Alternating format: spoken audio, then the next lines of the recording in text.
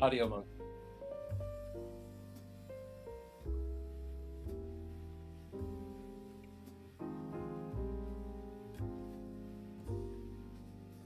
Audio monk.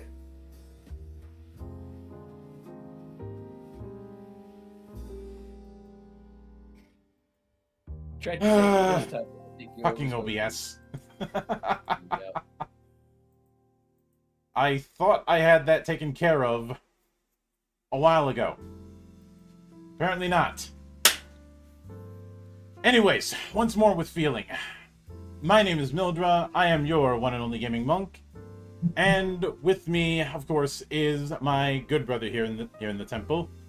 The man of 1,000 runes, the CEO of Zadari Enterprises, the editor-in-chief of Legend Edition, and the bane of my fucking existence, good brother Xanatrix.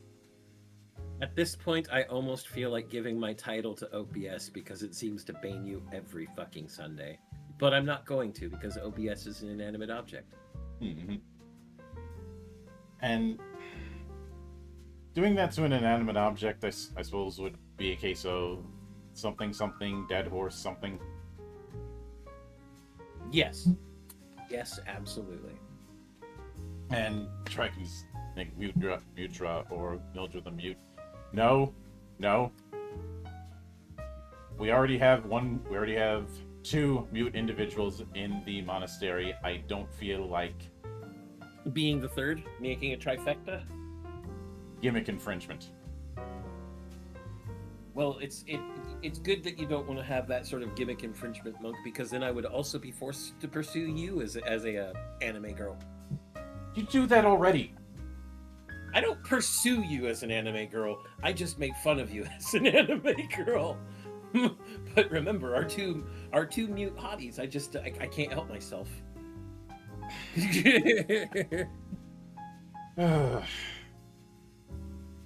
Also, thank you, Mario, for the $2 bills. Who says F Harmony Gold and OBS? Yes, fucking Harmony Absolutely. Gold is a moral good. I haven't heard them do much of anything after they lost that lawsuit. Yeah, I think they went to lick their wounds, as it were.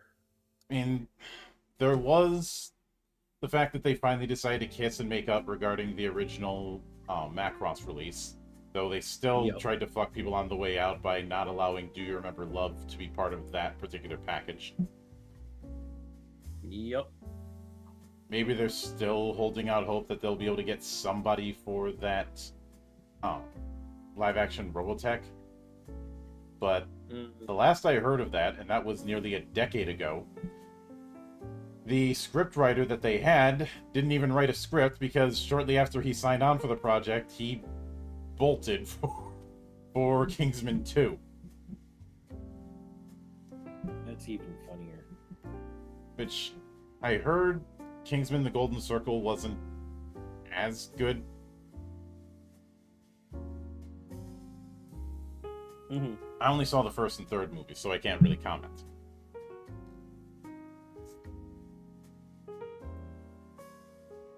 Let's see, we are lucky to get Macross 7. Kingsman: The Golden Circle was. I did see it, and the reason it was less was because they deliberately made it less. Are we talking a film that was a sequel made on the cheap? No, it was a sequel made on a lower age rating, on purpose. I think I know where this is going. Like the reason half the jokes didn't land anymore and it felt more sedate was because Kingsman: The Golden Circle was being treated more like a PG-13 movie. Yeah, that's what I suspected, and Dragon says there's a third one. There was The King's Man, which was a prequel. It was decent, but I think the damage had been done. Yep. But but the reason why I wasn't surprised is once upon a time, Guillermo del Toro was pushing for a adaptation of At the Mountains of Madness. And this was going to be produced by New Line, who New Line has made some good has had some good ideas under their belt and some very questionable ideas under their belt. It isn't a case where I could do a 4-year class like I could on Fox. Dude, fuck that, I could probably do an 8-year class on Fox. And that's not even a thing in colleges. But the reason why it didn't pan out was due to the fact that New Line, in their infinite wisdom, wanted it to be PG-13. Del Toro was like, no, this needs to be R-rated. R-rated movies I'm not sure if this is still the case, but they tended to be a bit more of a financial risk.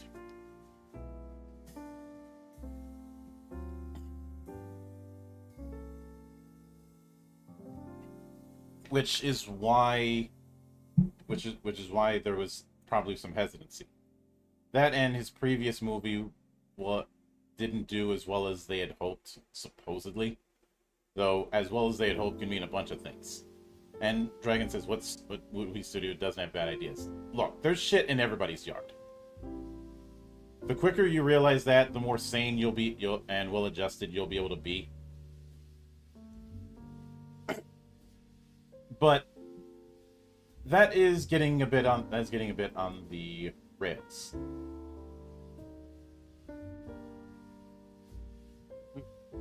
We're pretty off the rails, Matt. That's true.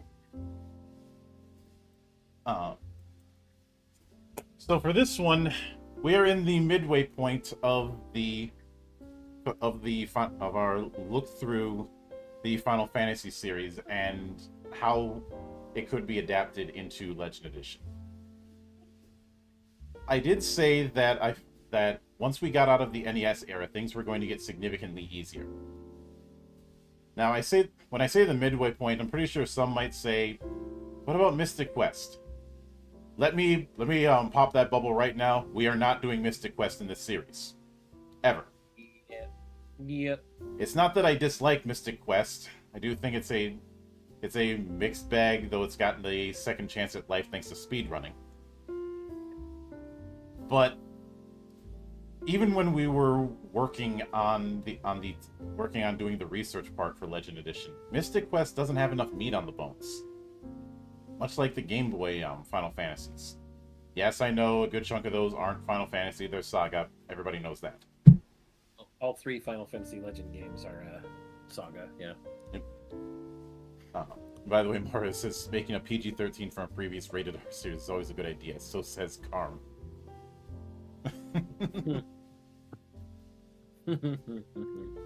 But of the SNES trilogy, Final Fantasy V is certainly a major influence, even introducing a lot of things that would be recurring elements for generations to come. On the other hand, up until the PlayStation era, it had a cursed run. Even more so than Final Fantasy II. Yep.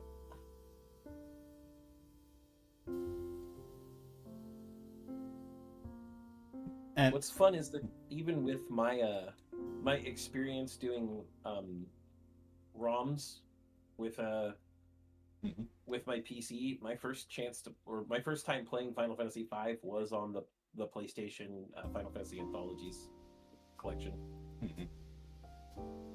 If you weren't playing it on a fan translation, which this was the first one to really do that,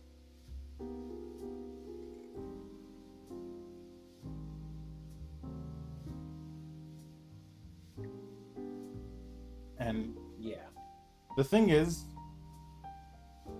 according to Ted Woosley, there was a near complete translation.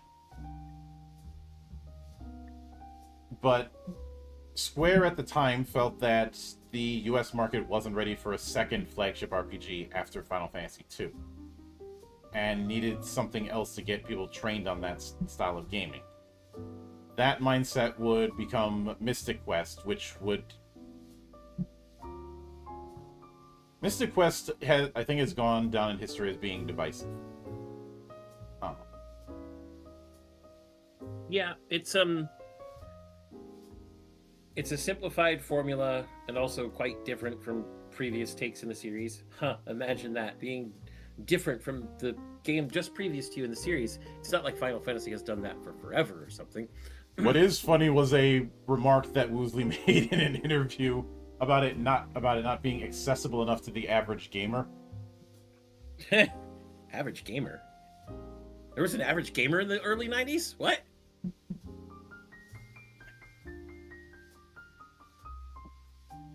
I wonder if quotes like that are the reason why some people have the level of hate boner that they do for Woosley. And I will say, I get it. I get why, but a lot of times he was a one-man job. Yes, this man Woolsey did miracles with the time and resources he had.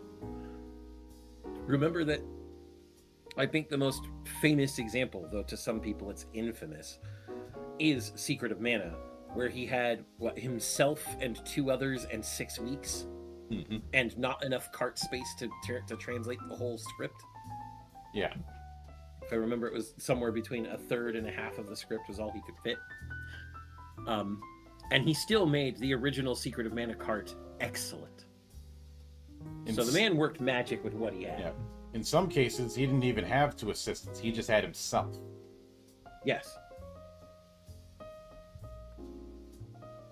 The man is, I should say, even though he's not, I don't think he's in translation work anymore. I'm pretty sure he's still working as a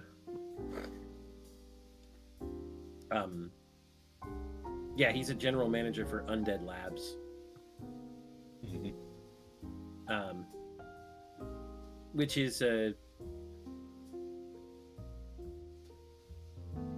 technically a Xbox Game Studios subsidiary, and is responsible for the State of Decay games, essentially.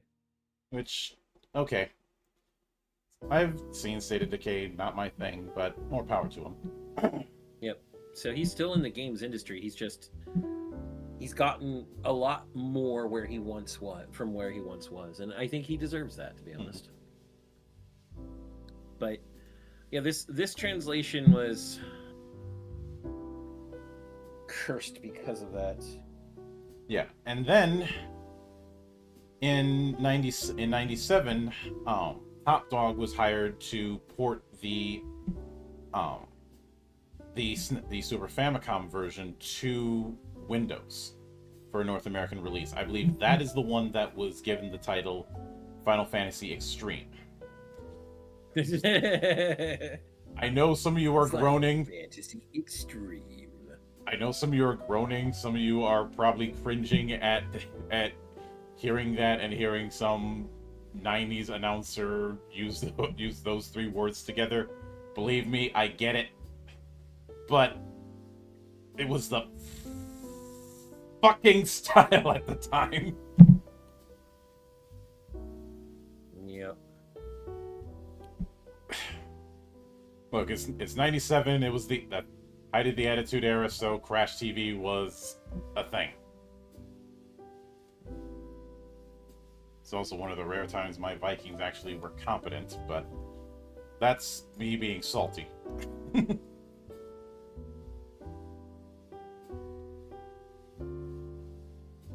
However, apparently the reason that didn't pan out was communication issues.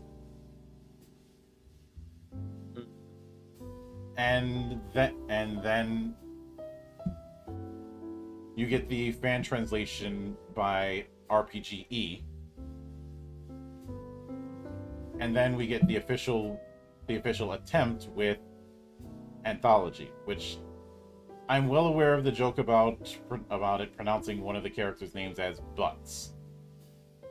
Batsu. Yep, his name is Batsu, which technically could be butts and could be bats and could be Barts. Mm-hmm. Bart's being the one that was settled on, I think, works better. Yep. 'Cause I know because of certain controversies over the last few years that it's tempting to dunk on any change to to the names and the like from Japanese. Mm-hmm. But Well, and the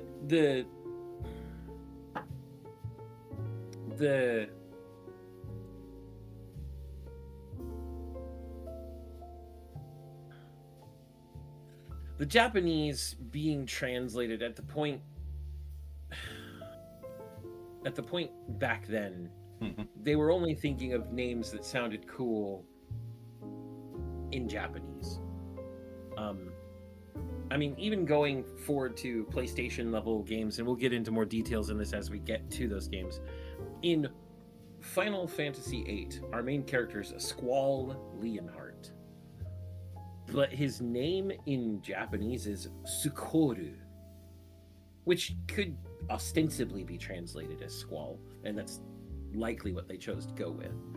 But that could also be Scoor or Score or even School. Yeah. Look, translation is not an easy thing, and translators have to be backseat writers at times.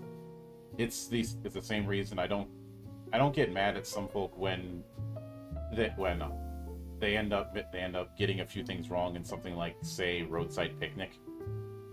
Mm-hmm. And I remember doing a paper a long time ago on the difficulties of translating Kafka into English because of the way sentence structure works in Germany versus the way it works in American or even British English. If you try and do that straight, it's going to look like a lot of run-on sentences.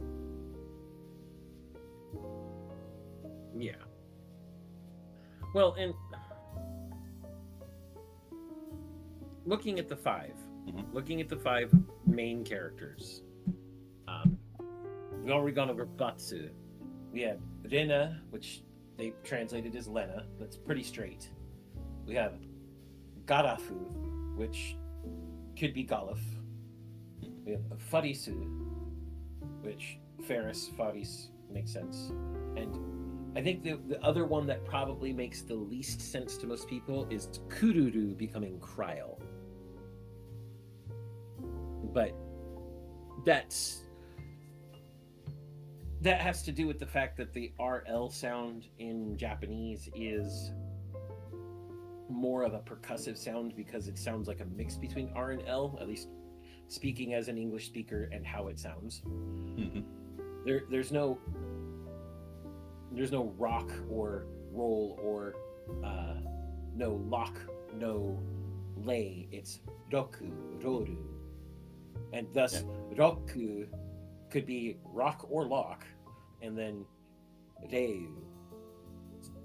It's a cross. So these translations are pretty good, to be honest.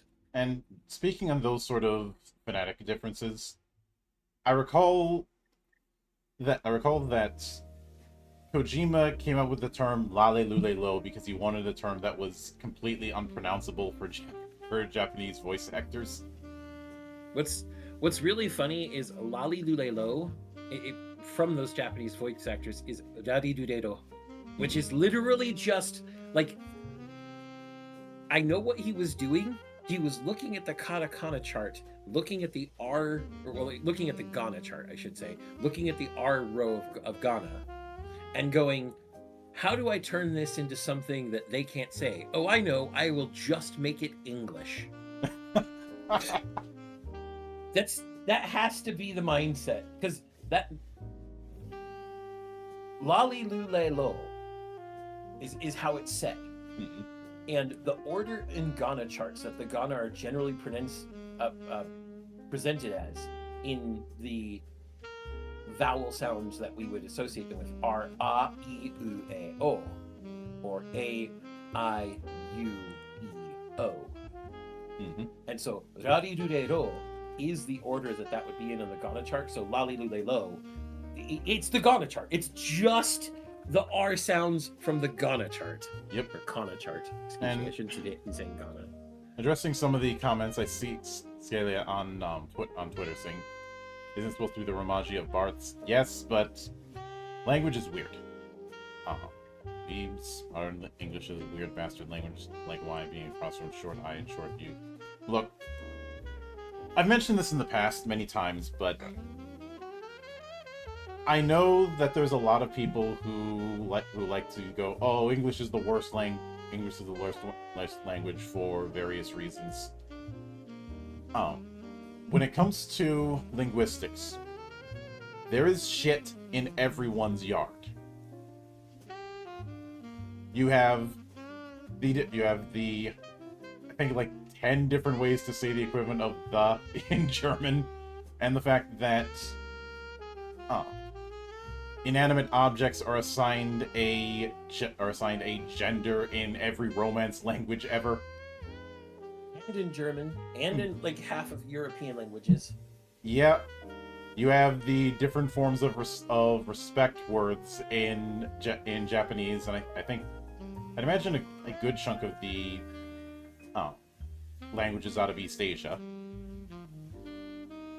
You have and then there's Arabic.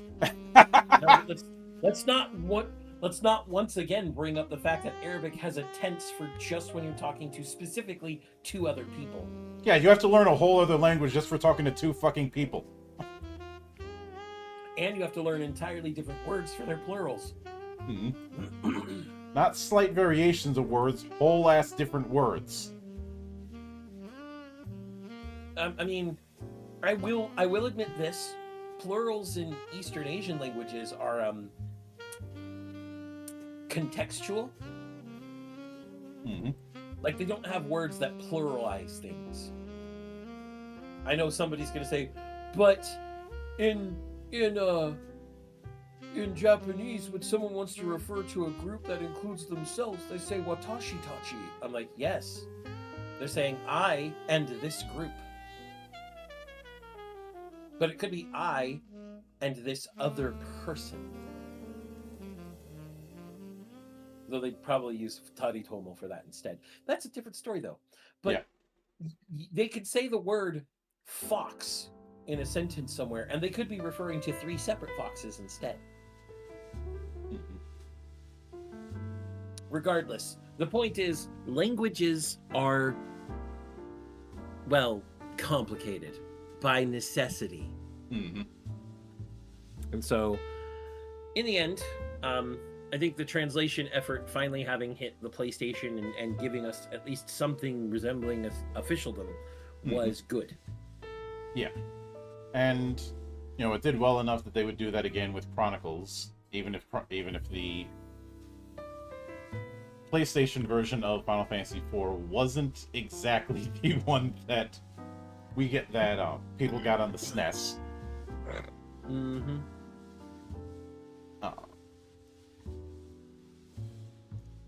But and when it comes to the CG cutscenes that were added in Anthology, they did the best they could. But even with modern tech, it's difficult to try and do Amano's work in 3D. Mm-hmm. Which, speaking of, I'd be remiss if I didn't point out that Final Fantasy V was where Nomura made his first stamp as a monster designer. And it is interesting looking at some of the concepts that got used and the ones that didn't. I know a lot of people think that they're cute by making the belts and zippers joke. Believe me, I've seen that joke way too many times. It's not any funnier the 50th time you see it. Yeah. Because look at thing is the laziest kind of humor.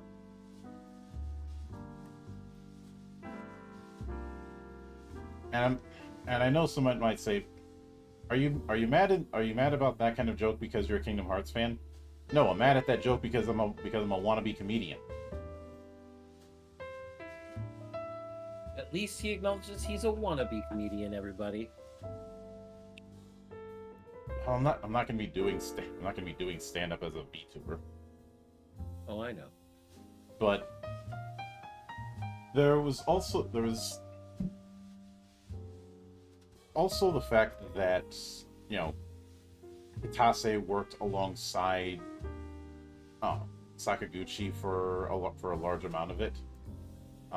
In fact, the two seem to have this kind of relay race attitude with how they were looking at it. Mm-hmm. But when I look at some of the jobs that they were thinking about, I feel like some of them ended up being shelved as part of a creative frenzy and getting reused for characters in 6. Might have. Like they talk about doing a ninja with a dog or a gambler who fought with dice. Mm-hmm. Like that's Shadow and Setzer right there. Yep. Ninja with dog. Mm-hmm. Dog ninja. Yeah. But obviously any modern attempt at playing Final Fantasy V is going to be done likely based off the template that the advanced ports set. And I think at some level this was an attempt to try and bring things back into the job system as it was. Yeah. And say this is I don't know, belts and buckles are a staple and they cater to a specific group of people for style choice. So it's meh, whatever. Unless you can tell a lot about a person based on what their favorite Final Fantasy games are, or corrected staple for a specific aesthetic. Which makes me wonder what some people would say about either of us, because while we have our particular favorites, I'd say we have cast a significantly wider net, in the sense that we're not really doing some sort of tier system of different entries. Yeah. Oh, it's a much more subjective process with us. Because I remember when I was on that podcast a while back, and there was that one person who had said, "Oh, FF should have stopped at 7," and I had to remind folk, this wasn't just about the ones I happen to like, and we certainly did research even to the ones we didn't like. Yes, we'll get to that. Will we now? Probably. It's a good possibility, Maybe. a definite maybe. Yep. But I knew you were gonna pull that one. But this was the first attempt at doing multi-classing. I don't know if Ito was involved with the job system design for this one. I think he was. I don't know either. I think he was, but he still has credit for the job system anyways. Mm-hmm. We've established that. So I think and say this is, yeah, that's totally fair and value. It's more so just a thing I notice about most people. Well, we're not most people. So I think one of the questions we should ask is when it comes to the jobs themselves, are there any jobs that are in the list that would warrant their own particular build. Well, let's take a look at the job list first. Yeah. So let me open up a tab that has that. Give me a second.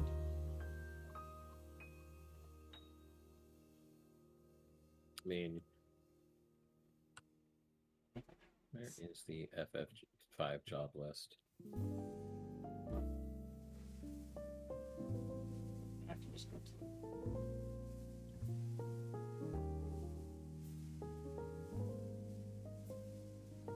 here we are. Yep. So, much like with 3, we have the jobs divided between the different crystals. So, I will note the default job, Freelancer, we're not covering that. I know that there's been a few folk who have attempted to make a Freelancer job, but if I'm being honest, I feel like Freelancer is something that's better served as an advanced rule than a job. Yeah, I can see that. So, looking at the jobs thus far, I know that the functions of the jobs in Final Fantasy V are going to be somewhat different than the functions of our jobs, but they still translate over pretty well. Yeah. I don't think Knight, Monk, Thief, I don't think any of the Wind Crystal jobs, which is Knight, Monk, Thief, Black Mage, White Mage, Blue Mage, need their own advanced multi-track package. And don't worry, Scalia, I appreciate you stopping by on this. And I don't think that any of the water crystal jobs need it. We just would have to say which is what with a couple of them. For example, Time Mage would be our Cosmic Mage, and Mystic Knight would be our Magic Knight. Mm-hmm. Looking at the fire crystal jobs, all Rangers, if I remember correctly, all Rangers' thing was having the aim command and being good with bows, right? Let's see. Stats, equipping bows. Oh, abilities. Command Woodland Friends, aim, equip bows, and rapid fire. Mm-hmm. What does the animal's ability do? I need to look this up So- real quick. What did it actually do mechanically? Aim and rapid fire we kind of already have in the sniper. Yeah, well, that's why I'm. And And the last one summons animals, and Beastmaster already has that. yeah. So So Ranger could just be sniper. Bard is just entertainer. But And Earth Crystal has Dancer. Bard and Dancer would actually have to be wrapped into Entertainer yeah, for each other. which was I do remember in early development I was asked why I merged Bard and Dancer into Entertainer, and the big reason why was one of them was for setting agnosticism, and two, when I looked at what Bard and what Dancer has done over the years, I didn't feel that they were different enough for what my system is asking. Yeah. There was too much overlap. Yeah, because like there were songs. Looking at FF5, there were songs Mm-hmm. that allowed you to buff the party.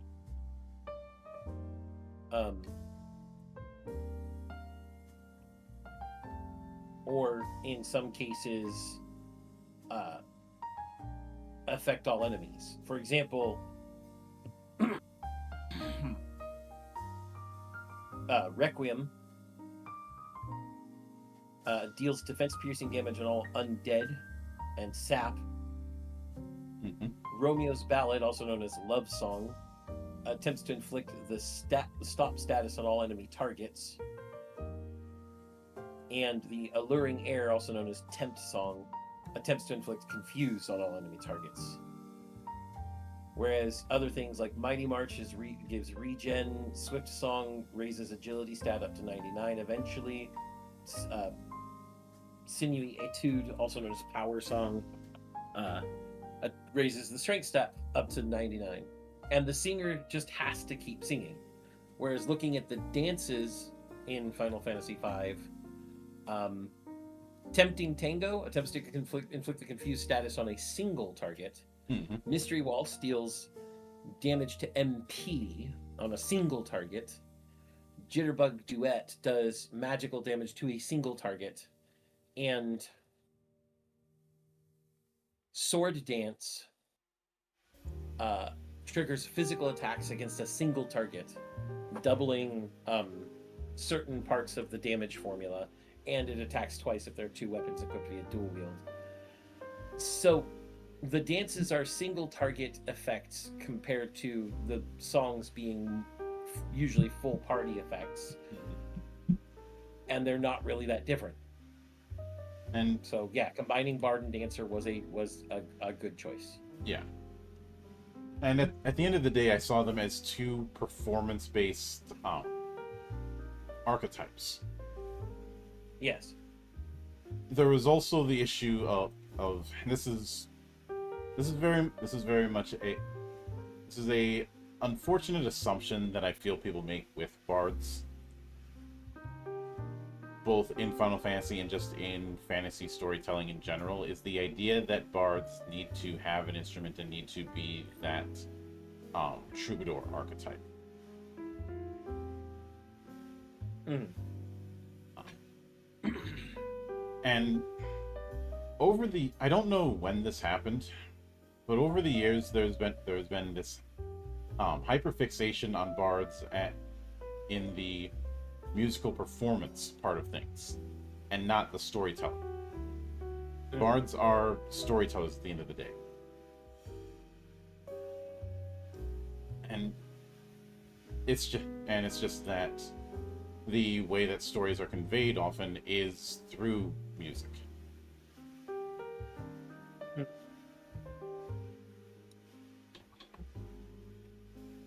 I mean, we have plenty of old fables and texts that are written in rhyme for reasons not too far removed from that.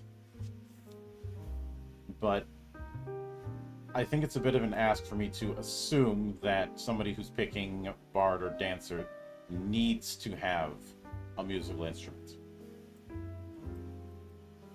You know, especially with the whole custom weapon thing that we do anyways.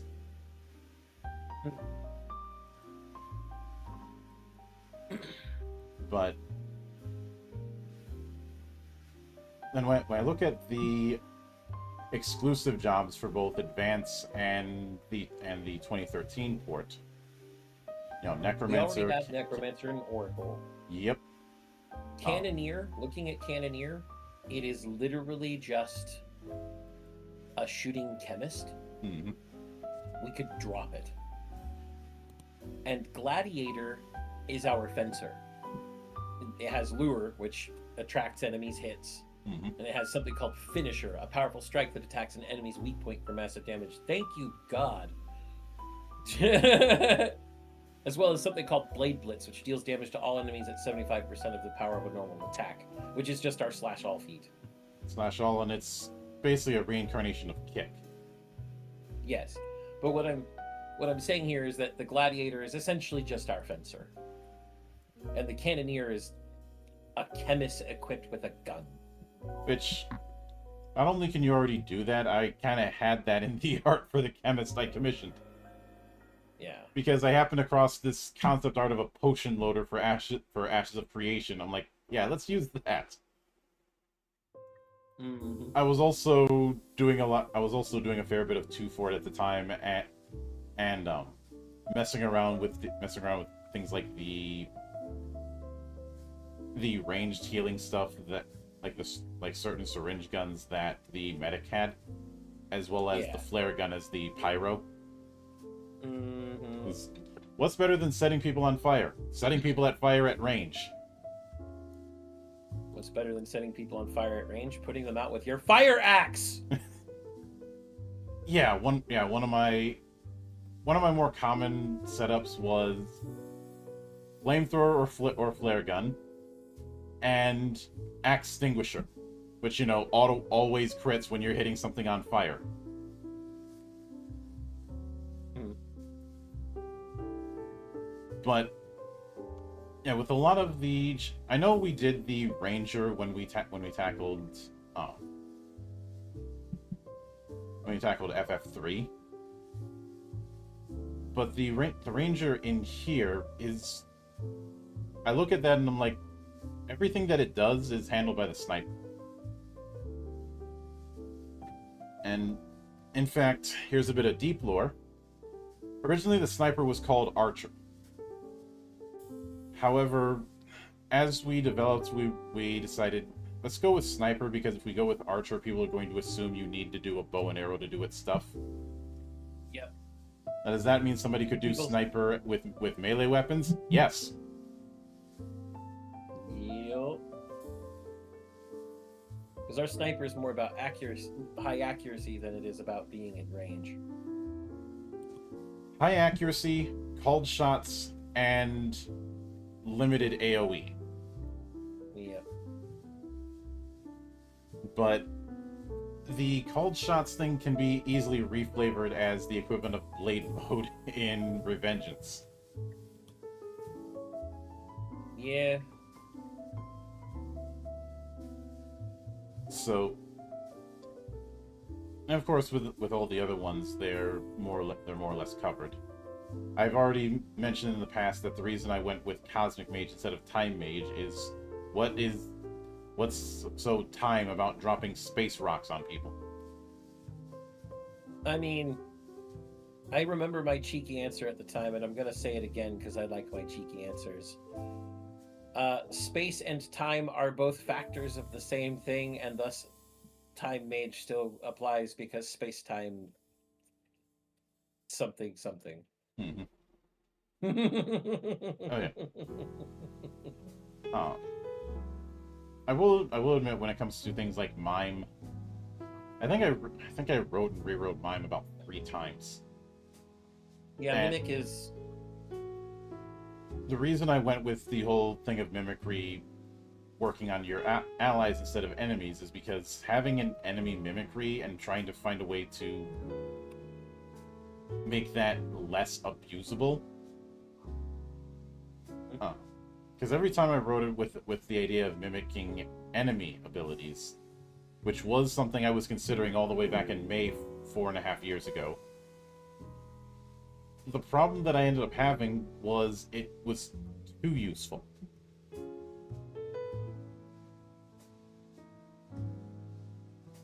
And since a lot of the abilities that NPCs have is stuff that potentially players can get, you essentially have a wild card archetype.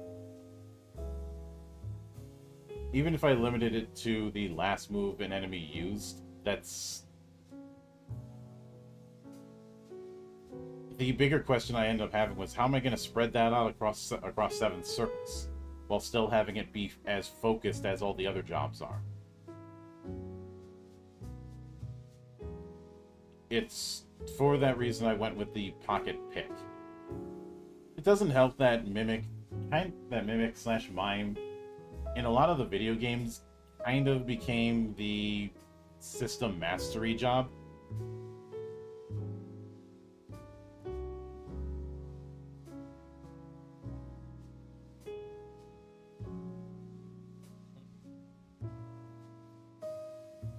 Because it has all but a few support abilities from every other job, and the stat bonuses are based on the jobs that you have mastered. Yep, I remember. Mm-hmm. So, given that, I think it would be much easier for us to just build around the backstory, personality, and the like of the 5 characters that we have, especially since each of them is somewhat associated with one of the 4 crystals. Yeah. So, obviously, the first one we can start with is Bart's. Bart's is absolutely the wind crystal. Yep. Now, just because they are associated with certain crystals doesn't mean that they're automatically going to be associated with certain classes. Yes, we have it that classes that our 4 classes are associated with the 4 elemental crystals, but that doesn't mean it's going to be a 1-to-1. Yeah, because Bart's wouldn't be a Expert. Yeah. He'd be an adept. Yeah. The funny thing about Bart's is, I know a lot of people give shit to Bond for being secondary in his own story, though we've covered as to why that is. But I feel Bart's is even more so. Mm-hmm. And I do have a bit of a theory that at one point the cast for 5 was going to be those blank slates like the Onion Knights in 3, but that got changed midway through. And then in later translations of 3, the Onion Knights kind of got some characterization.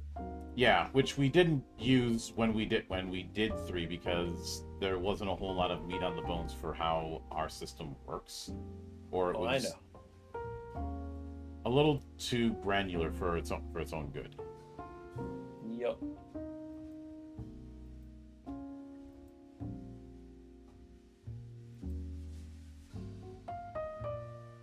So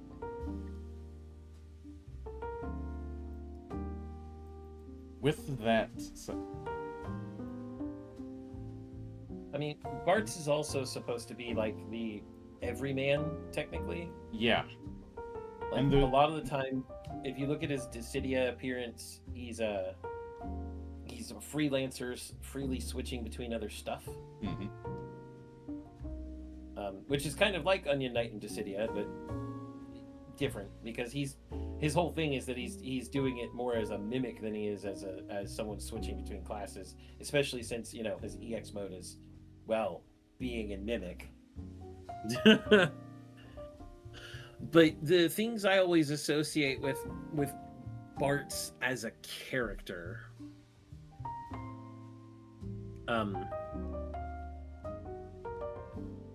kind of like, because he's at the beginning of the game he's with his Chocobo. Mm-hmm. I kind of feel like he should have Chocobo Knight. Now, obviously, Chocobo Knight's an independent job, so we're still gonna have to pick something from there. But as for his class, like I said, an adept is what most fits him. And within the adept list,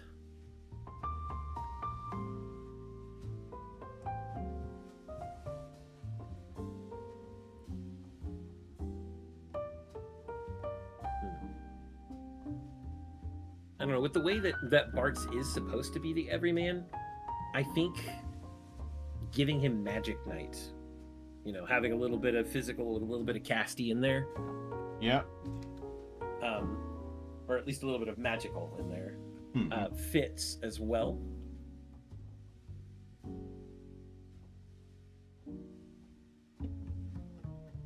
And then if we were going to give him, because he's not like your dedicated casters, if you look at the stat spreads on the characters at the end of the game, are usually Lena and Kryl.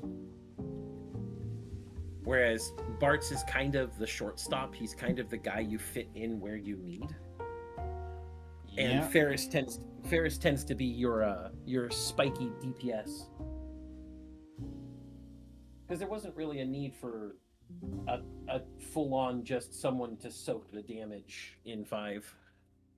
I propose that his third job be Squire. Squire's a good one. I was also going to think that maybe if we wanted to give him a slightly higher amount of magic, we could throw in Ravager. But Squire is definitely a good one. Mm-hmm. So, yeah, I think Magic Knight, Squire, and Chocobo Knight probably work. Yeah. Because what we have with Bart's, and I am going to be committing blasphemy by invoking sports once again, is the equivalent of a quarterback on a football team. In Yeah. the sense that, can they pass? They are going to be filling multiple roles, especially nowadays when dual threat quarterbacks have become much more of a thing, of somebody who can run and pass. In fact, there's a whole section of schemes within modern football called RPO, run pass option. You especially see this getting drilled into younger quarterbacks in college these days. And Yeah. a lot of the more successful QBs in the league right now are those dual threat guys, which has had the knock-on effect of making it harder for running backs or wide receivers to get any sort of heavy payday. Yeah. Now, granted, it's generally accepted that you shouldn't be paying top dollar for running backs because you're only going to have a short shelf life with them. There's exceptions, but it's assumed you're only going to have a running back for about 3 years before injuries start piling up. But because of the... And I know one might say, well, if you're giving a Magic Knight, shouldn't he have a casting option? We have a rule that if you don't have access to magic, you get Ruin as a freebie for certain jobs. Plus, mostly for Ravager. Magic Knights can use any magical source though, including scrolls. Which I did interpret at one point as akin to a caster in Outlaw Star, because of course I would. Of course we would. I mean, Geek Watch episode 1 tells everybody that. Oh yeah. And there's also the fact that you don't need a good amount of casting, and once you level up a bit in Magic Knight, you're going to be getting some stuff anyways. Like with Enchanted Arms, you only need to spend MP, and not a whole lot of it, honestly. You still need to actually hit, but yeah. Well, and like, it's just you're adding magic damage to the attack in an element of your choice, if you'd like to. Yeah.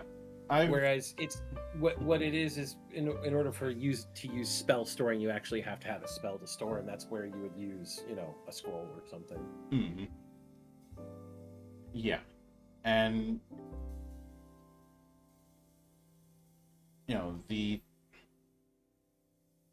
and multiple ones set as infusion develops. Yeah. But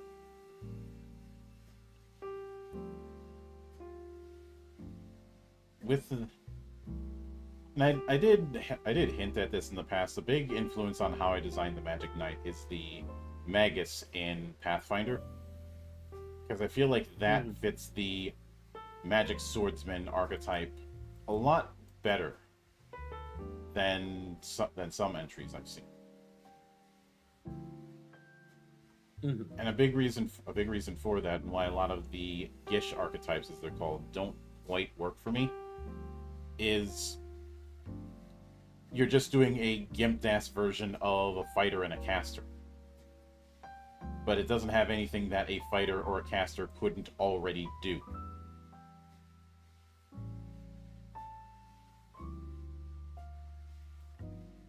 Yeah. And as far as Squire, which was a tricky one to write, because the Squire in Tactics doesn't give a whole lot for me to work with, because it's a starting point for you to build into other jobs in that system. Yeah. Squire is the pocket pick. It is the benefits that you're getting from Squire are going to be based on your party composition. They're essentially universal benefits. At one point, I did have benefits based on jobs, but I realized that was going to be a nightmare to uh, work with. So Yep. I slimmed it down to the classes. Yeah. And for those who don't know, the Squire's whole thing is giving buffs to other party members. Mm-hmm. Um, and the effects, as we've stated, are based on the class. Adept is your wild card. You can choose any of the other bonuses to apply. Mm-hmm. But for example, if they apply their fundament to a person who has the mage class, that person gets a +2 bonus to their next casting roll. And these get stronger, and there are more effects as the time goes on, and you can grant it to more allies as time goes on. And then the Squire's whole culmination is you can grant the benefits of fundaments to yourself for each applicable class in the party once. So you can't stack them. Mm-hmm. And it's free for you to do outside of your normal fundamentals, your fundaments assignment. Now, a lot of people thought that this meant that the Squire could not give themselves fundament,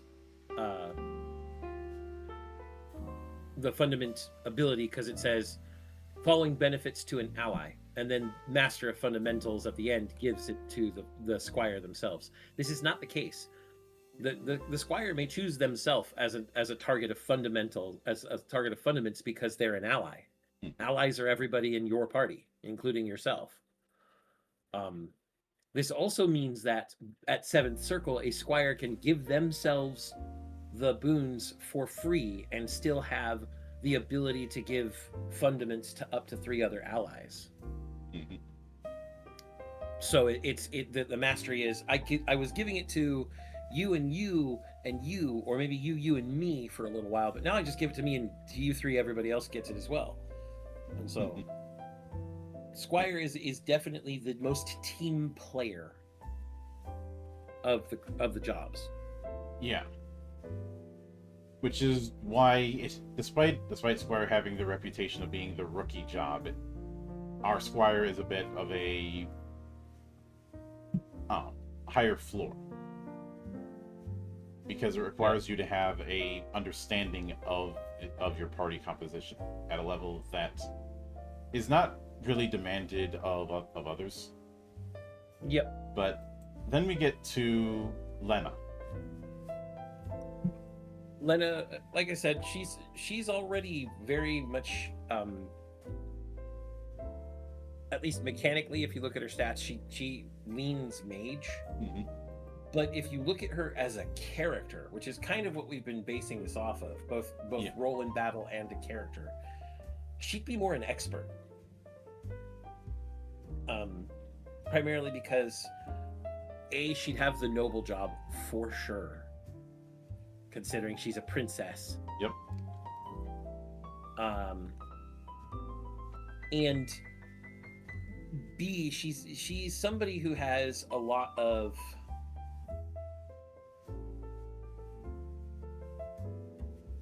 her interactions are very skillful, story-wise.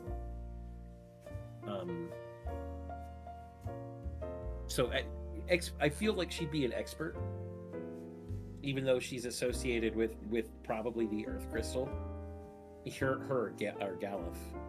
Mm-hmm.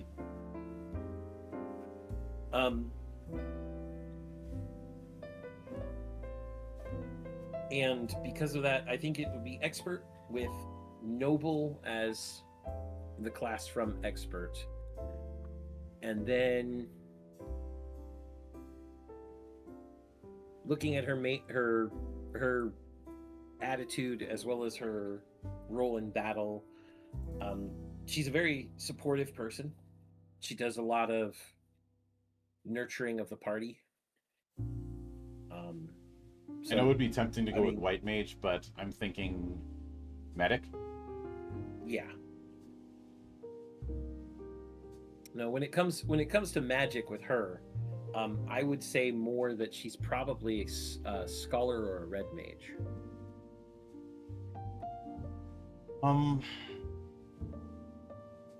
between the two of them, I'm thinking more Scholar. Yeah. Red Mage is our quintess. Yes, Red Mage does the whole black and magic, but if I'm using a sports reference again, Red Mage is a switch hitter. Yep. A switch hitter, for those who do not watch a whole lot of baseball, is a very valuable kind of player because they are ambidextrous. Zan, don't. I know you're going. I know you're gonna start laughing. You ambidextrous motherfucker. Oh no, I'm not ambidextrous at all. Pulls out a deck of cards and does card tricks with them with both hands. He loves bringing that up because I'm left-handed and he's ambidextrous. And every time I bring up me being left-handed, I always say I can hear Zan laughing, even when he's not here. Just one of the ways I bane him without effort. If this were an anime, he'd be off-screen sneezing. Or if this were the type of anime I'm currently watching, this would be me peeking around a corner making light Yagami laughter. But point is, a switch hitter, or sometimes a switch pitcher, is somebody who can work left or right side. Now, in the batting position, it does mean that a pitcher has to adjust because until they take the field, they don't know what side they're going to be hitting from. And there's a whole set of math that I could do a 1 or 2 year class on regarding the psychology of pitching. But a switch pitcher, now you've got the problem of, okay, which angle is he going to be pitching from, right or left? And one might ask, wouldn't that cause a problem if you have a batter and a pitcher that are both switchers? Yes. Yep. In fact, that actually happened. It happened in the minor leagues in the early 2000s with 2 teams in the New York area, where they ended up spending like 3 minutes constantly switching positions. One of them stands to the left, the other one positions himself for the right. Then the batter switches, so the pitcher switches, vice versa. It keeps going until all the umpires get out and say, "Everybody stop play. We need to figure out what the hell we're to do with this." Because technically speaking, there wasn't any rule against it at the time. And now there is. And even though this happened in the minor leagues, I'm pretty sure somebody got on the phone with the MLB office and said, "Yeah, I think you need to look at this just in case this happens up in the pros."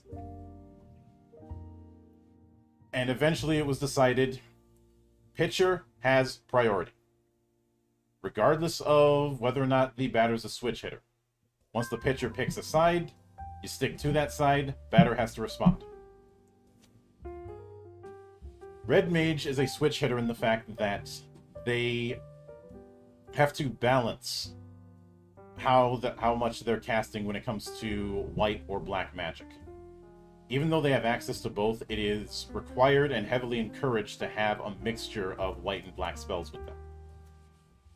In fact, both of our Red Mage and Scholar both have that whole dual spell list thing, and you are required to have at least one in each. But the reason I'm going with Scholar is our castiest caster that ever casted. Everybody has a certain number of spell slots that they can bring with them. The Scholar has more of them, even if they have their limitations. Yeah. And it wouldn't be too much effort to respec what spell lists you have access to. You're gonna have to do a fair bit of writing, but that's the price you pay for being that versatile. So that's why I'd say Noble, Medic, and Scholar. Yeah. Noble is one of our Diplomancer archetypes, as well as being able to ban certain actions. Yep. It's kind of like the Judge from Tactics A. Tactics Advanced. Yeah, just not as bullshit as the red cards. and yellow cards. Yeah, but once you started collecting those cards on your side, you could tear that game apart. Yeah. On the other hand, that's par for the course when it comes to the tactics games, I would say. Once you know what you're doing, you are basically bending the game over. That's a par for the course for Final Fantasy. Yeah, and just I know it would be tempting to say console RPGs in general, but I would say RPGs and games period. Yeah. But so I would say that if anyone in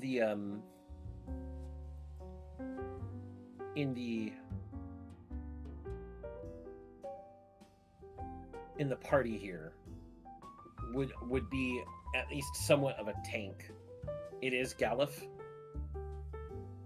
Yeah. But and the big thing is like Galuf, but he's also one of the original Dawn Warriors.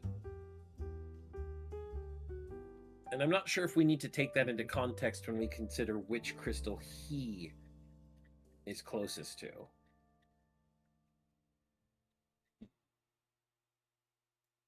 Because I would say that Galuf, as you get him, even with his amnesia and everything else, still feels very Earth Crystal.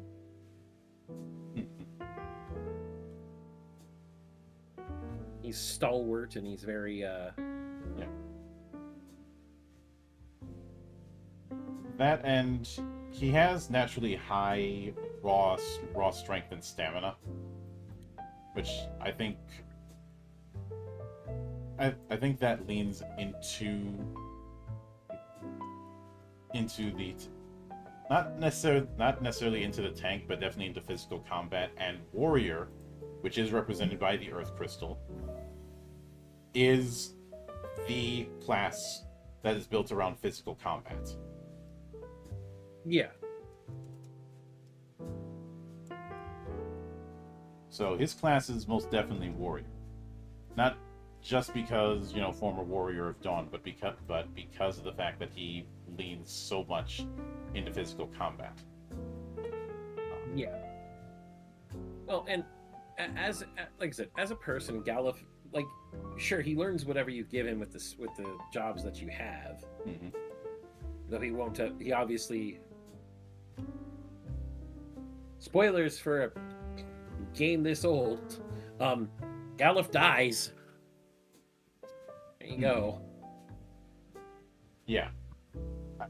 And before anyone yells at us about giving spoilers, that shoot is long since passed. Yeah. So, the big thing is with the way that Galuf acts as a person, standing in the way, sacrificing himself, and passing all his power on to his God, Kryl. How does one explain Kryl as other than as the granddaughter of Galuf? So, I am thinking one of them has to be Sentinel. I can see that. I know it'd be tempting to go with Paladin because of the whole standing in the way, but I feel Sentinel is a much stronger fit. Both of them are still doing the whole interrupt. Yeah. But Sentinel is very much focused on being a more defensive fighter. Yeah.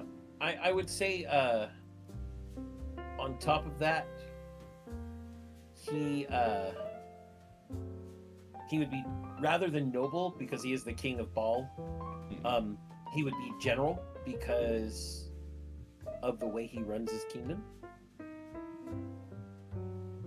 I would say that, and general is my tribute to the commander in 13th Age, and more especially the warlord in the edition of D&D we're supposed to hate, but we don't because the check bounced. Yep. And then, looking at any other jobs. Sentinel, general.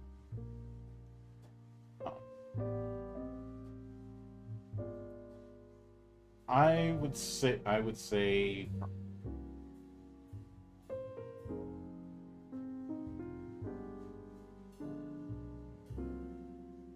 I'm thinking fighter. Yeah,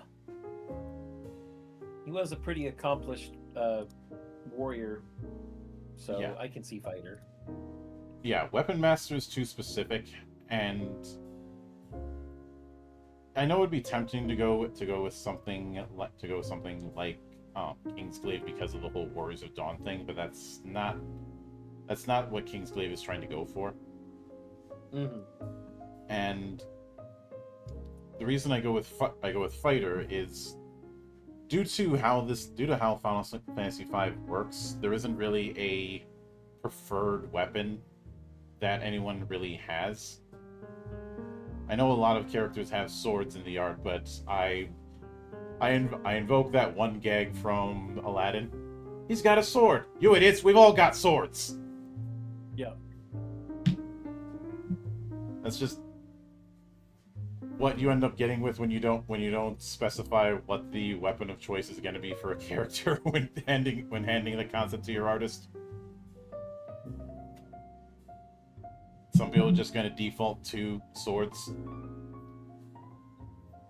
But the other reason I'm going with fighter is fighter has such a wide berth of what it can equip, since fighter is using weapons as a form of stance dancing. As I mentioned, the mascot of fighter is Firion's appearance in Dissidia. But other weapon master characters like Vaughn and even Bartz can be a representative just as much.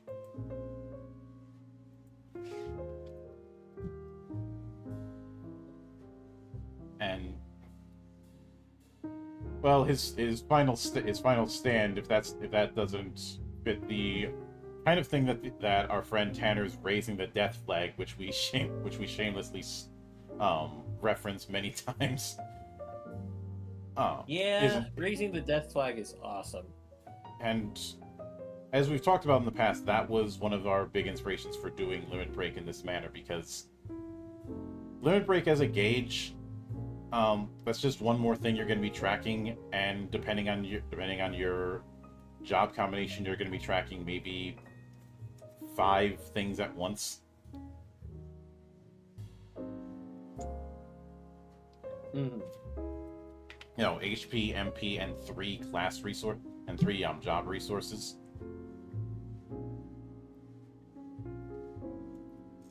Whereas doing it as this cheat is going to be far more effective. Especially since the desperation mechanic is something that a lot of our predecessors hadn't tackled as much. I think the only one that really got close to that is D20.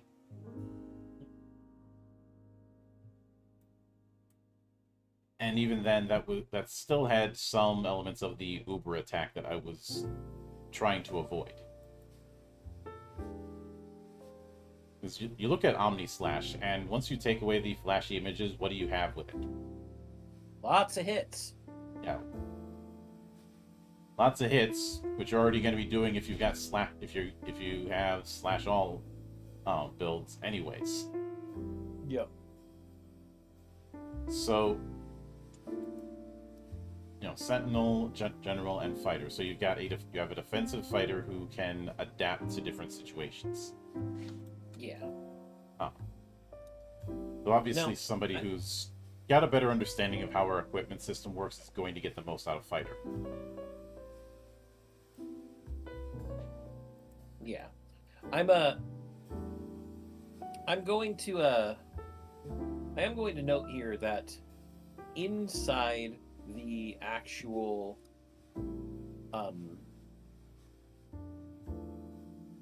game, and technically in the lore of Final Fantasy V, the crystals associated with the characters are already assigned. I just disagree with some of them. Like Lena being associated with water and Ferris being associated with fire. I mean, with Ferris, pirate, fiery temper, though that's... If I don't sound all that committed, that's because it is kind of weak. Because... Well, the it's courage, the essence of fire. Because that in the game, that's what's told to them at the Wind Shrine. Remember? Yeah. Which It's I feel told to all of them at the Wind Shrine. I feel like if anyone is embodying that whole courage aspect, aside, you could argue that with all of them. If I'm being honest. But Well, course, what happened was, courage, the essence of flame, was the essence that entered Ferris. Devotion, the essence of water, was what entered Lena. Hope, the essence of earth, was what entered Galuf, and passion, the essence of wind, is what entered Bart's.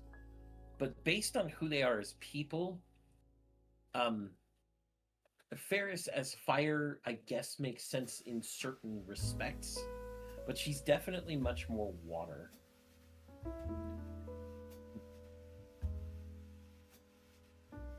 But And that's not because she's a pirate.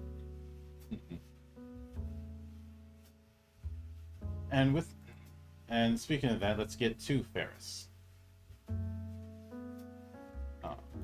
Yeah. In fact, I always saw Kryl as much more like fire because she's angry after Galuf dies. That's the thing about using elements as themes. They can go in a lot of different directions. Yep.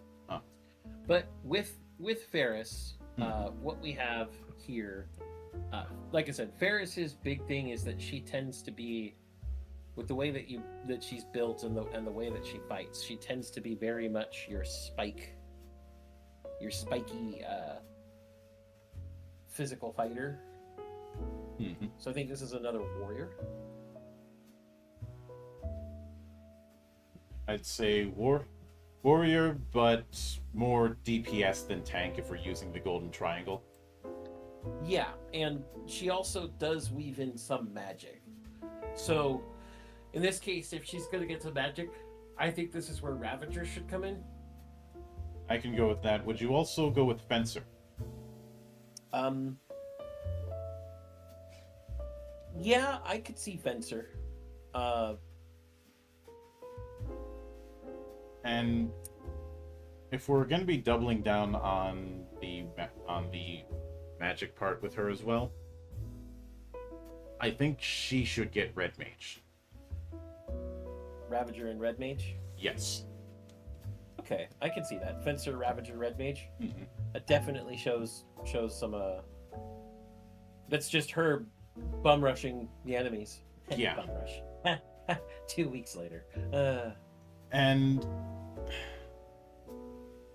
I should speak a bit on Ravager, because I know a lot of people are going to think of the way Ravager worked in FF13.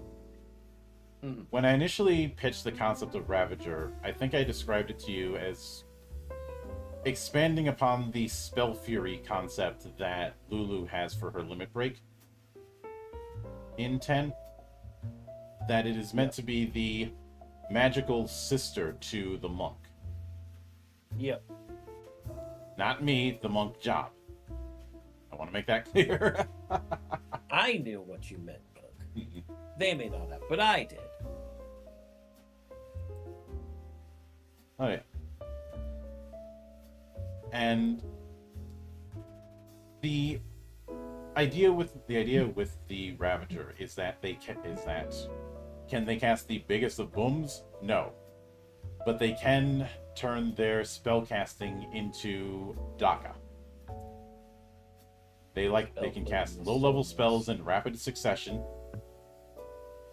and are able to do suppressive fire on that. I ended up using gifts of heavy arms as a reference point a few times internally.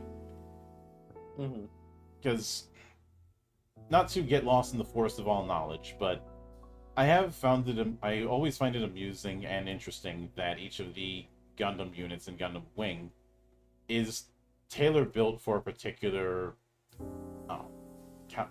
style of combat, particular theater of combat. Death Scythe is very much stealth and nighttime operations. Shenlong and then later Ultron is very much heavy foliage operations. Depth forests, jungles, places where there's a lot of green to set on fire. Wing is obviously anti-air and kind of filling the role of a very fast bomber.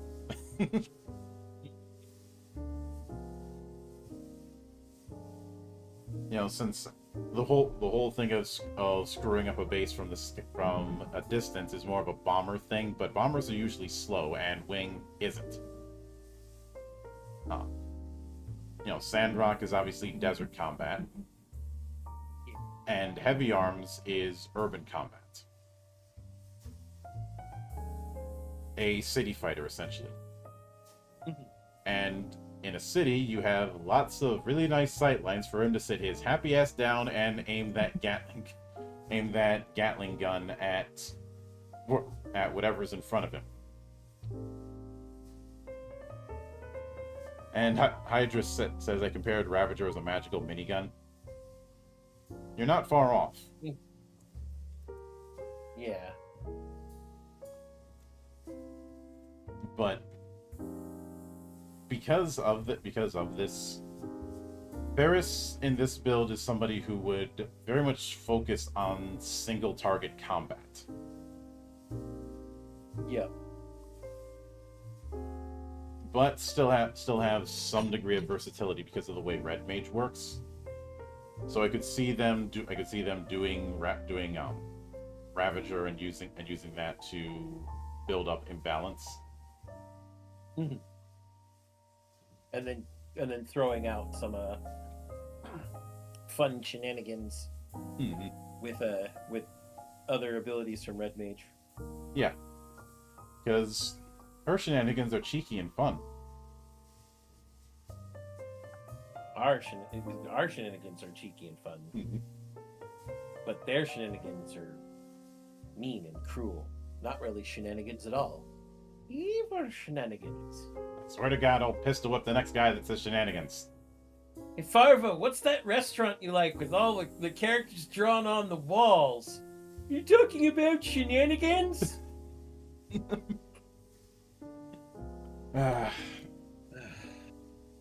I don't know They when, didn't need but to make a second one of those. Yeah, one of these days I will end up having to do a watch party of Super Troopers. Such a good movie. Although, if I'm being honest, Blues Brothers is a higher priority for doing a watch party because we're on a mission from God. We're on a mission from God. Uh, Goddamn Illinois Nazis. I hate Illinois Nazis. Exactly. But obviously the last of the 5 we have is Gallus' granddaughter. Yep. Cryle. And the reason I say that she's she's the fire crystal is one, let me just read the people they compare her to, the Final Fantasy series characters they compare her to in the Final Fantasy wiki. She is the first in a long line of female playable characters in the Final Fantasy series to possess these qualities, as she would be succeeded by Relm, Yuffie, Selphie, Eiko, Riku, Penelo, Vanille, and though a guest character instead, Iris. That's most of these, or the comparisons are because of her youth. But let's look at all these characters. They're spunky, they're fiery, they're very, very energetic. They're mostly magically inclined. So Fire Crystal. Fucking Fire Crystal. It's all fucking Fire Crystal. I would say that just in the list here alone, you know who else who screams fire crystal? Yuffie Selfie Riku. Yes. Fucking what? So if you're comparing her to those three, she's a fire crystal. She is a mage. Yep. And because she's the biggest mage with the biggest fuck you, I'm gonna say that she's gonna be a cosmic mage. Controlling all that space time and telling you to fuck right off. And weaponizing initiative count. Yes, absolutely. So fuck you and your ability to act anywhere. So if we're going that route, then I think we need to double down on that. Let me run one by you, and you can tell me yay or nay. Right. Spirit Master.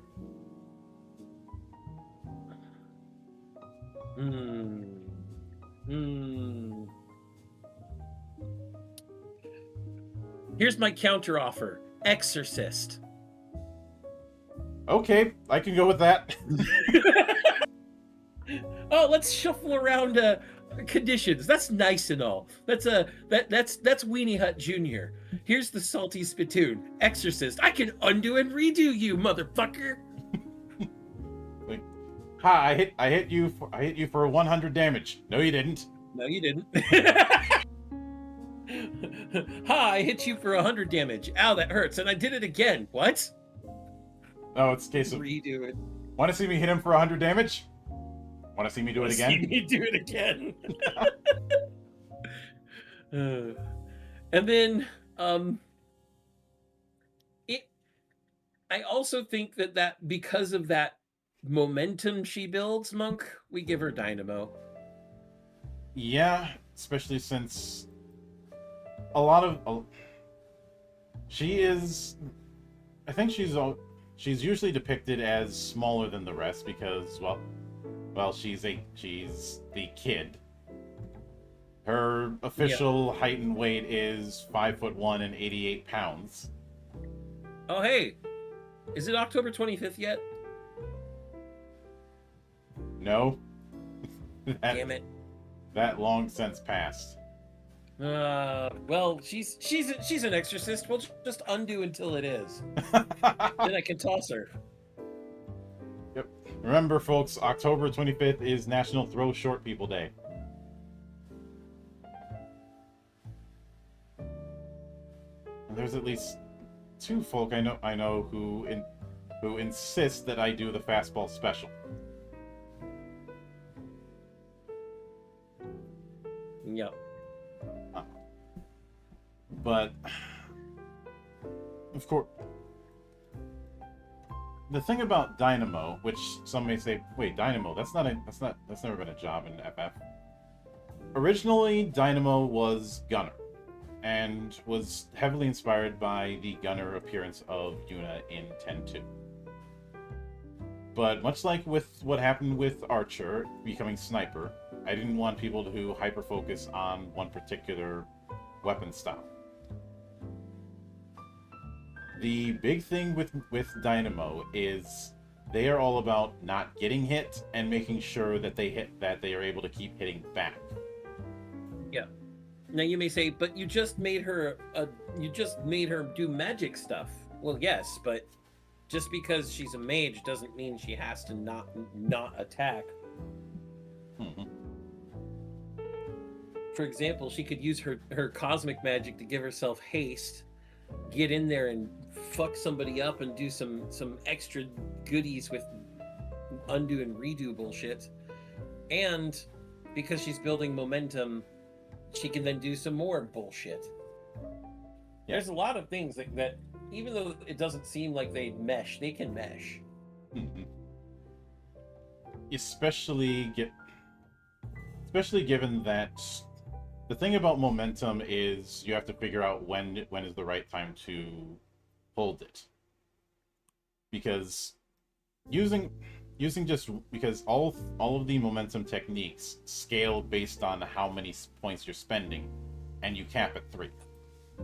Yep.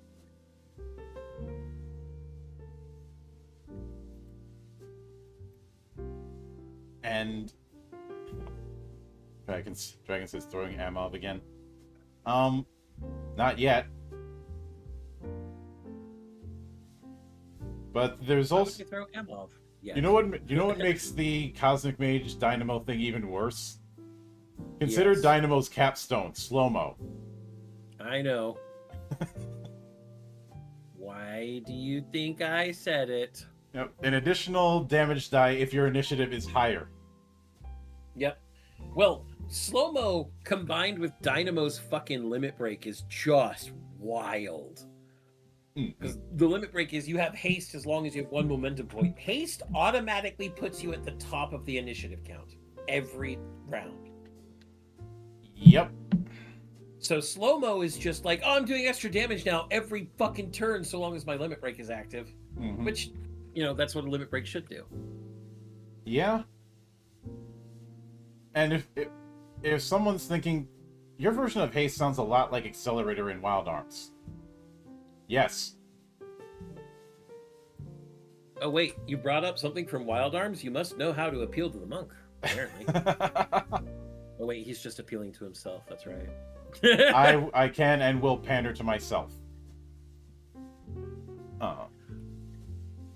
Dragon, let me put it this way. Both Monk and I are 6'6". We would throw somebody 6'5". Mm-hmm. Now,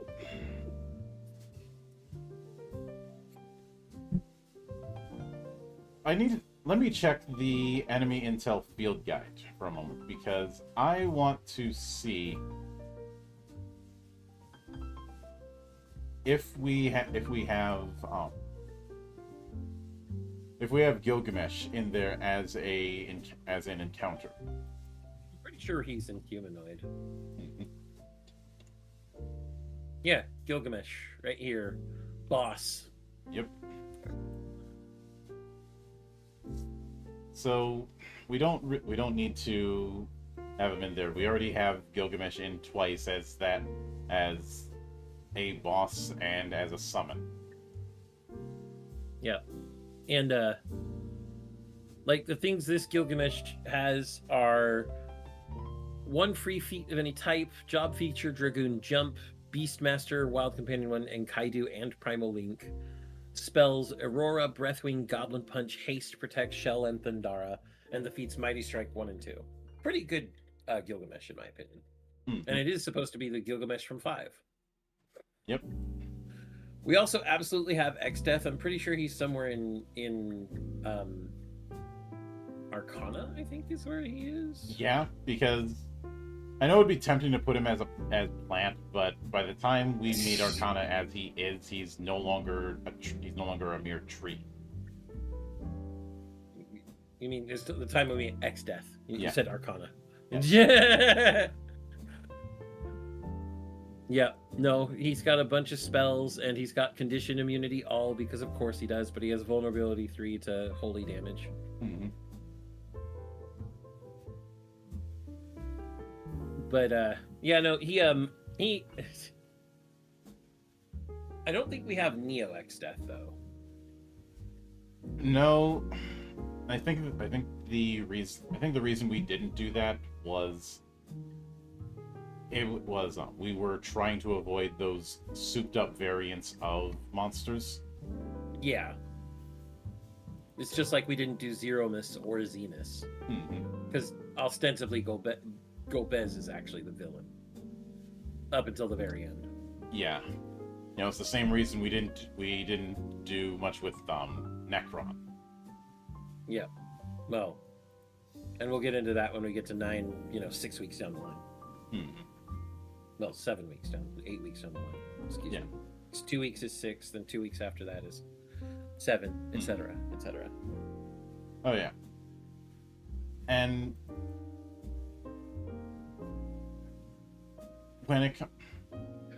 but one thing from 5 that I do think would be an interesting thing to tackle is building a wind dragon using our airship rules.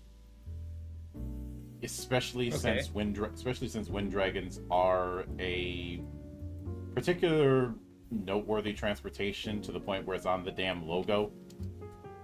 Yeah. Well, then I would first say that means that the Wind Drakes are probably airship rating 2. You know, the same as like the Regalia Type F.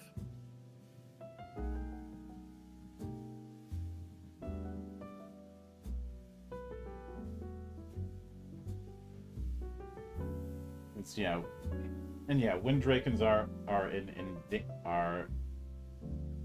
a endangered species in that setting. But since we're dealing with the whole idea of multiple planets, multiple worlds, it doesn't have to be. Yeah. Just because we're talking about adapting characters from each of these games doesn't mean we're recreating the story beat for beat. Yeah. But like I said, Wind Drakes are very small. They only really carry the party. So that's why I'm saying they're airship rating 2, scout class.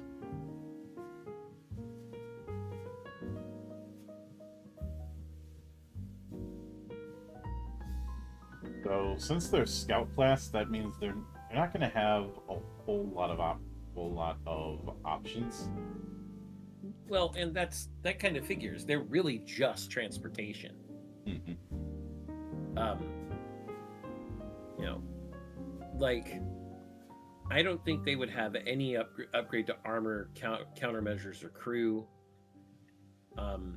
So the only thing they'd really have is I think it'd be access to the facilities, really. Yeah, the party never really fights from Wind Drakes.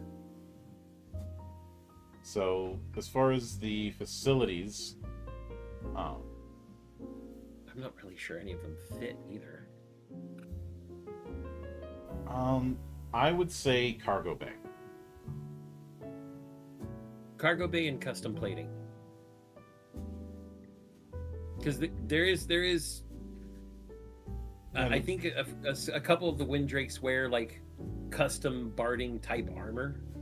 Problem is you can't have more total facilities than half of the rating, so it's got to be one or the other. That's true. So it's just one.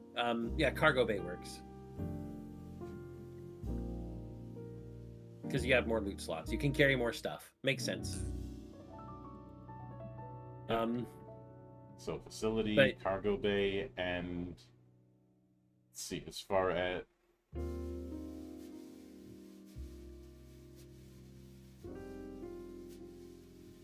let's move small there.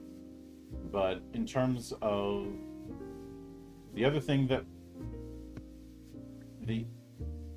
there is the whole I was going to bring up weapon systems, but you already mentioned you're not really fighting from a Wind Drake, so yeah, and the maneuvers that a Wind Drake would take in a combat scenario would probably just be defensive fighting and evasion. So instead of going with custom plating, I'm thinking instead of going with armor 1.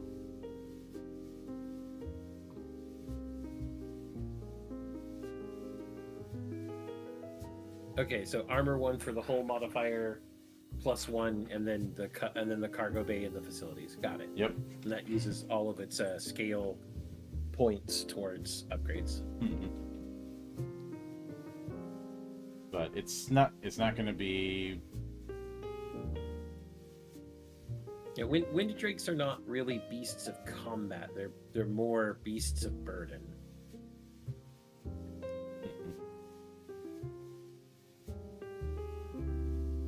That, and I realize the Regalia Type F is rather small, and Wind Drakes appear to be large, though given the setup, I would say a Wind Drake is a. Would you say they're about the size of an elephant? Let me find actual art instead of just the sprites.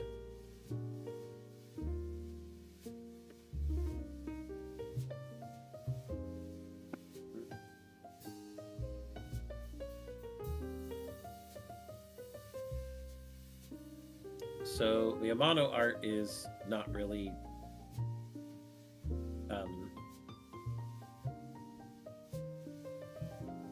comparative.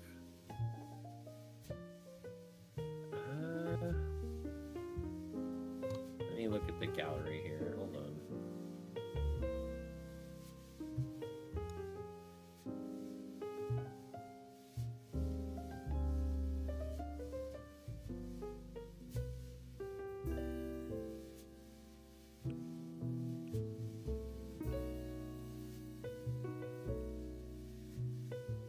Wait, I know where I can make the comparison. Hold on. FF5, FM or FF Anthology, opening FMV.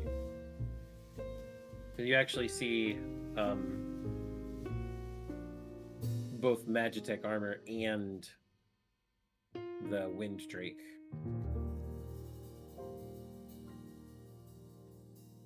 You need to filibuster, Monk. So, how about that local sports team? That's a filibuster, right? You asked. Yeah, but that's not exactly a filibuster. I'm not pulling a Mr. Smith Goes to Washington. But I know. Yeah, and this is the reason I went with a more abstract rating system instead of going with very specific sizes, because that is going to going with specific sizes was going to create more problems than it solves. Yeah. So looking at the Wind Drake in comparison to... So this is the image of Hiryu, the Wind Drake that Lena actually rides at the beginning of 5. It's about as tall as the double doors she exits from, and those are standard, typical castle-like double doors, so at most 10 to 12 feet tall. Its wingspan is much wider. They're probably the size of not even an elephant, Monk. I would say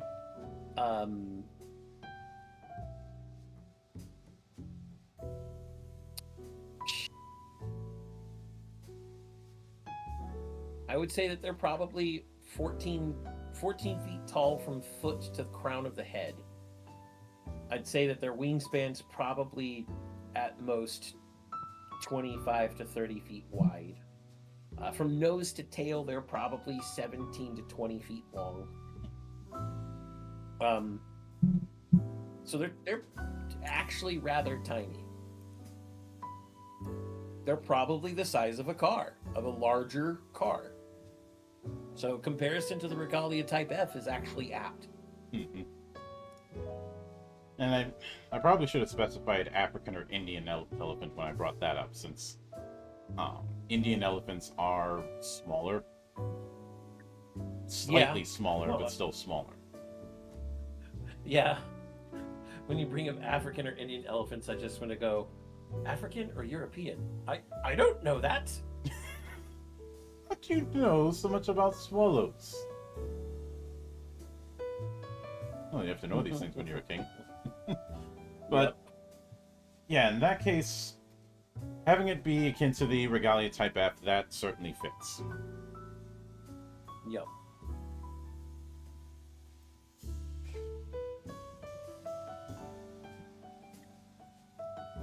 And is there anything else we want to look at here?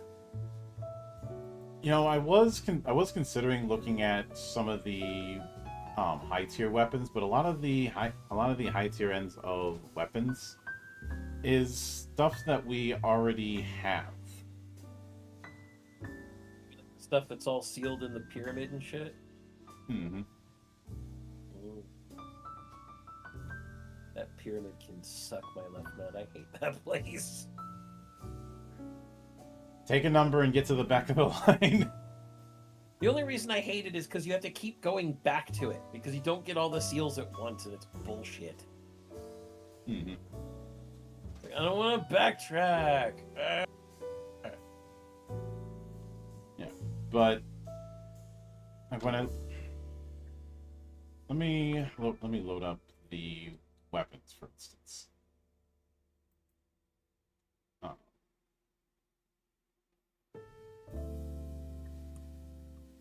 Like I know several weapons have a special properties rule. Mhm.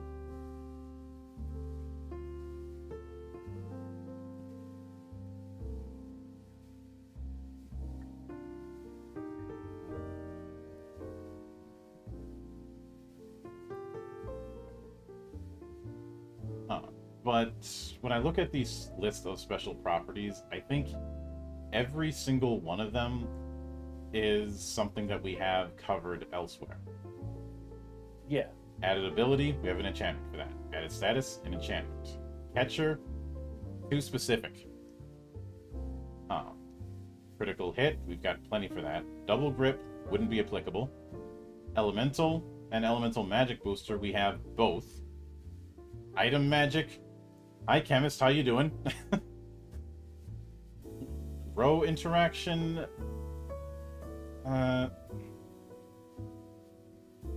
that's not something that we would put on an item. Rune, well, we have Rune Mage. I mean, And, you know, the whole deal, expend MP to do increased damage, that's Magic Knight. yes, it is. Spellblade Yes, compatibility. That would just be an elemental weapon, and Spellblades can make their weapons elemental by default. Yep. See, stat booster, we already have that. Strong against and strong for attacks and spells, we already have that with how we handle damage mods. Yep. Throwable. We already have rules for item throws as attacks, and miscellaneous covers way too much ground. And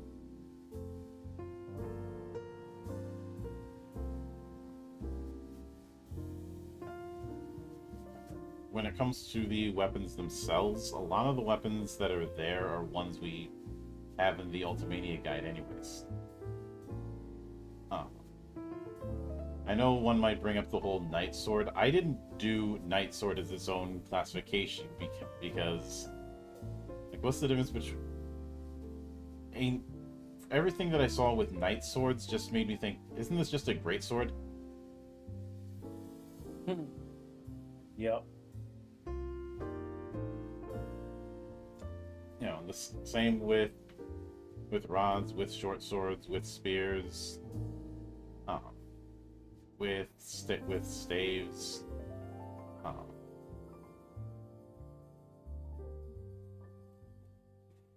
And yeah, I know we don't really have a Ultima weapon, but that's because Ultima weapon takes so many different variations.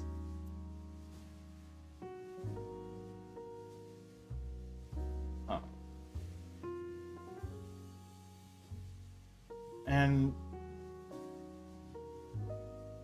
especially things like whips, and I don't have a specific throwing item weapon category.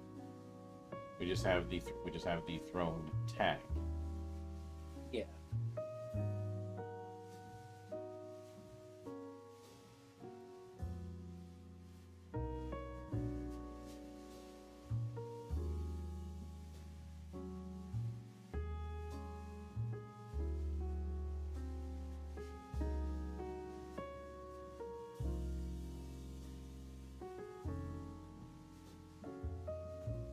But outside of that, there's not a whole lot I can think of that I would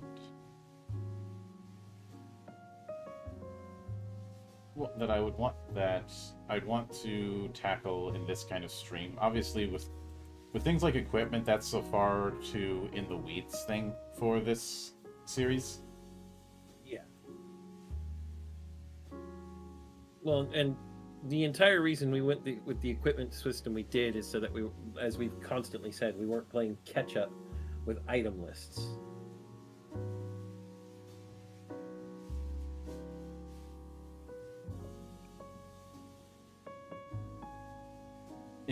And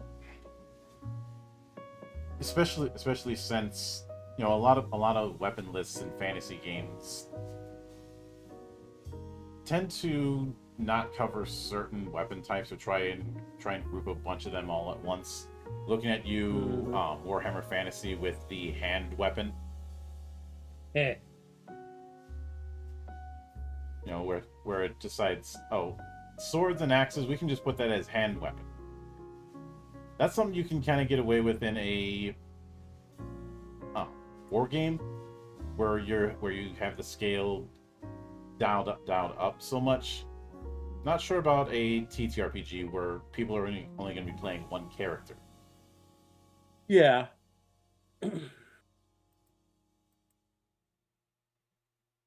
But with that said, obviously Turkey Day is in a few days for those of us in the States. Canada, you sit down. You already had your Turkey Day. But we will be back here in about 2 weeks, covering Final Fantasy VI. We'll have a lot more to talk about with the different characters because of the size of Final Fantasy VI's cast. Largest playable cast. Mm-hmm. I will 14. probably bring up the fact that I have a complicated relationship with the fan base of Final Fantasy VI. We remember, Monk, there's a reason we have the maxim: fans, not fandom. Mm-hmm. And games, not names. Oh yeah. I will not deny that. And admittedly, I have a different perspective because I grabbed FF6 late. I didn't grab it during the SNES era. I grabbed it during Anthology and then later Advance.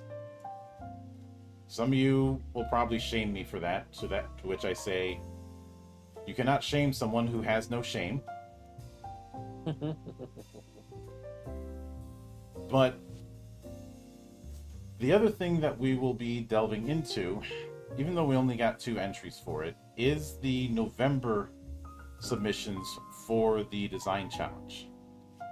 Yep.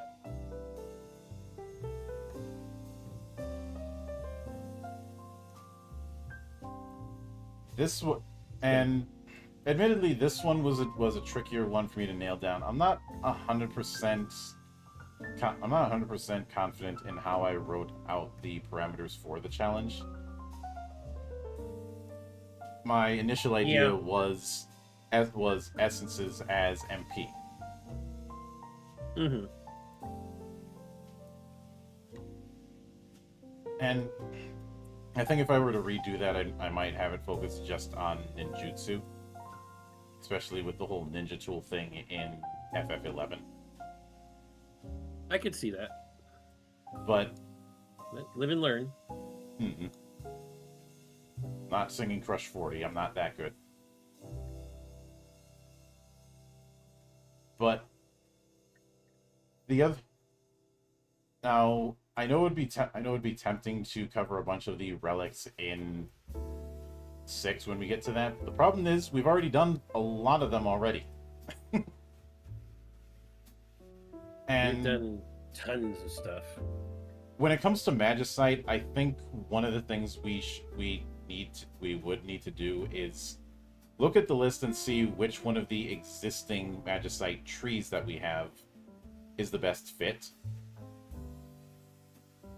Because even though I have Magicite in the rules, I wasn't gonna do a bunch of summons solely tied to Magicite. I wanted a set summon list, and I wanted everything to use that list for the sake of consistency. So I think when we get to the Espers, we'll be looking at each one and seeing which is the closest fit within our Eidolon list.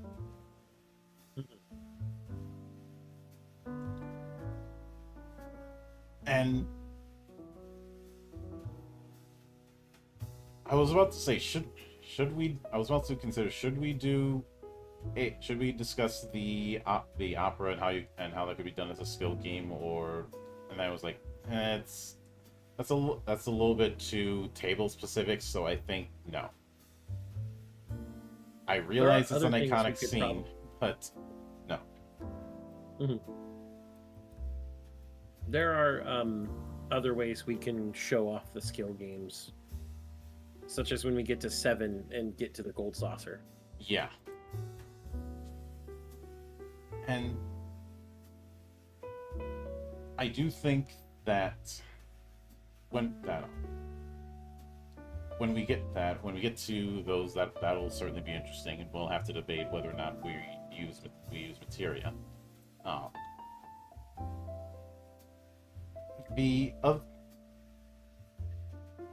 The other thing is, as mentioned before, we were not going to be doing Legend of the Crystals. Partly because it's an OVA, and also because it's so far removed from the events of 5, because it takes place 200 years afterwards, that it may as well be its own thing. And to be honest, especially given OVAs in the 90s, there's not a whole lot of meat on the bones for what we do on this series. I mean, I still enjoy Legend of the Crystals as a bit of popcorn fun, but I have to put context in that.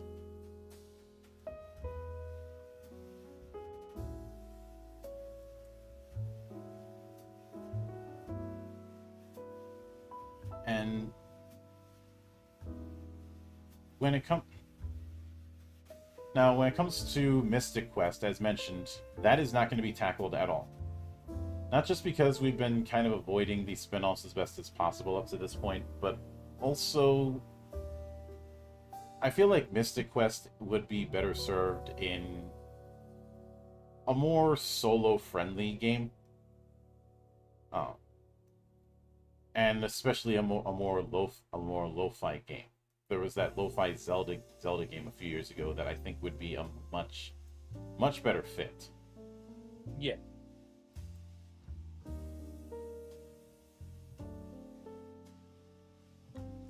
But that will do it for this particular episode of Fated Continuum.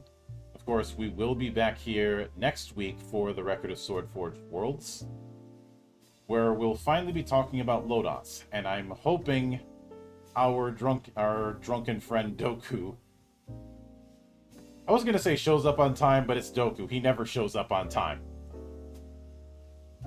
I hope he shows up at all. I did tell him the date, so he did say he was gonna set a reminder. I'll end up bugging him a few days in advance. Better tell him again. That's just what I think.